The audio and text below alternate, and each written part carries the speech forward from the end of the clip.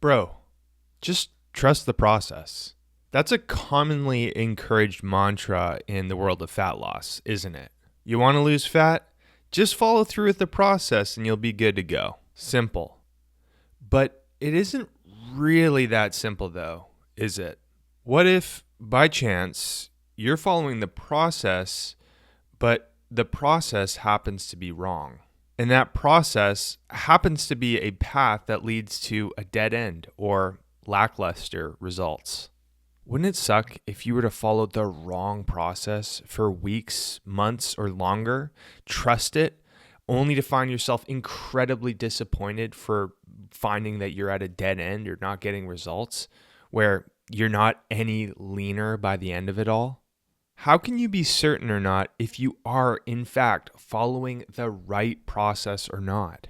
To be honest, that's a question that circulates around my mind when I hear someone say, hey, just trust the process. And for that reason, I often find myself feeling kind of resistant to it. And perhaps you have too. So for this video, while showing you footage from my latest full body gym workout, I'm going to share with you how you can know whether or not you're actually following the right process, one that's actually leading you to the kind of fat loss results that you're aiming for. Before we get started, if you find this video to be helpful, please consider hitting the like button and subscribing to the channel. It really helps me out. Okay, let's dive in. There's one overarching pillar that every fat loss process must revolve around. A pillar that applies to literally everyone. There are no exceptions, no special snowflakes, everyone. It's that you must be in a caloric deficit.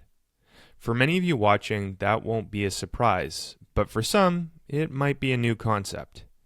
It means you consume less calories than you burn. The result? You lose energy in the form of fat. So when we're talking about following the right process when it comes to fat loss, it's got to consist of that, plain and simple. Okay, great. But now the question is, how do you know if you're actually in a deficit or not? This is where things get a bit more tricky. There are two main practical metrics that everyone can track to figure this out: your body weight measurements and weekly or monthly progress photos. Yes, there are other metrics you can track too, like body fat percentage using a variety of different tools, including in-body machines, DEXA scans, or even using skin fold calipers if you know how to use them, to name a few. Or you could track things like your girth measurements. But to keep things simple, all you really need are body weight measurements and photos. So I'm going to stick to talking about them.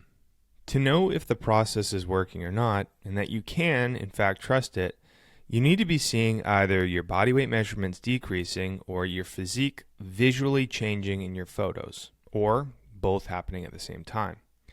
If your weight is trending downward from week to week, then you're almost certainly in a deficit.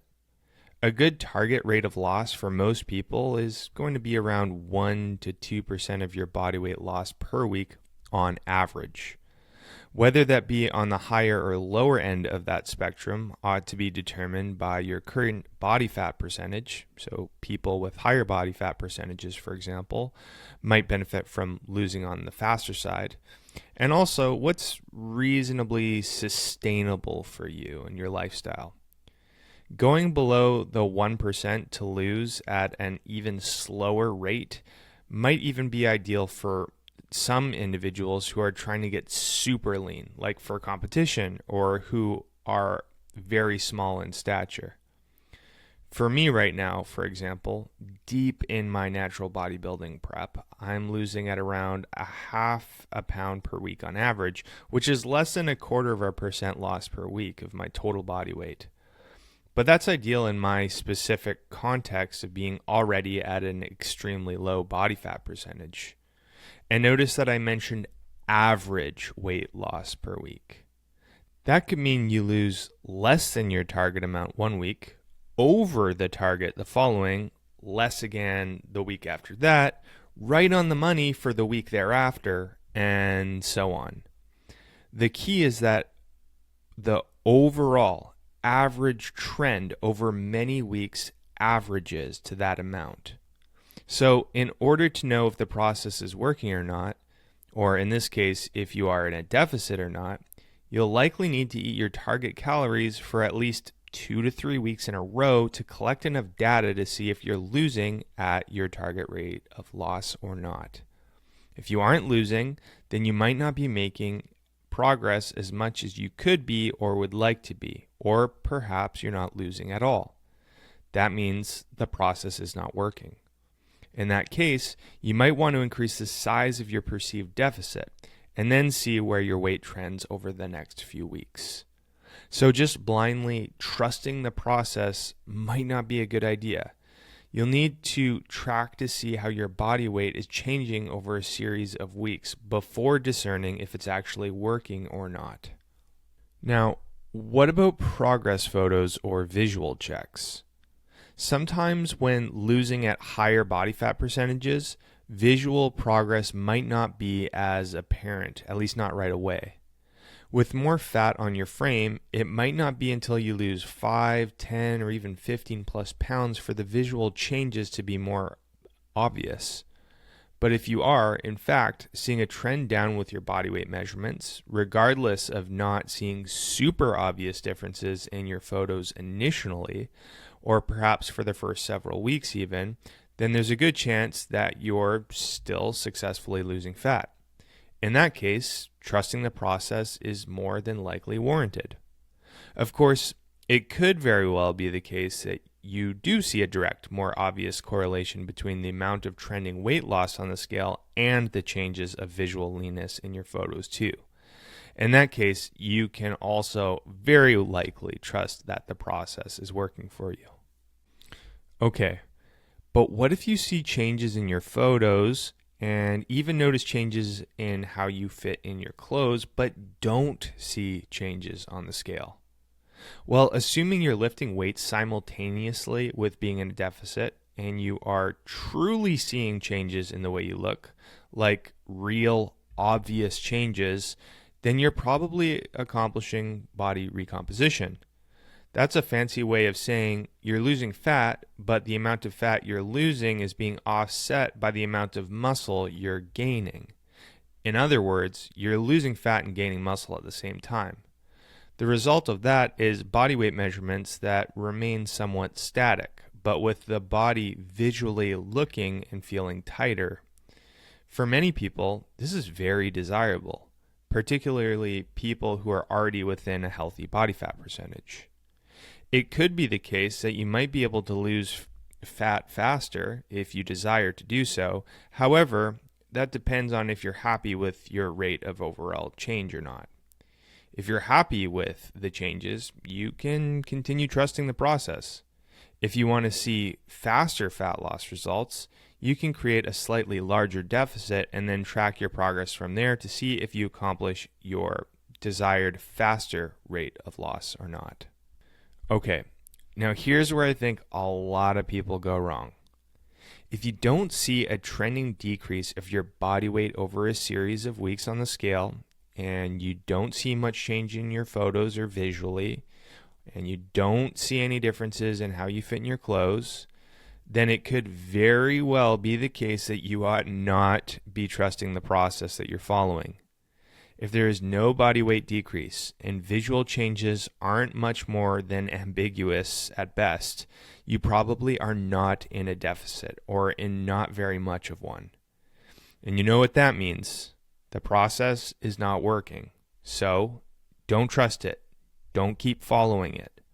If your goal is fat loss and you're not seeing any fat loss, then it's not happening.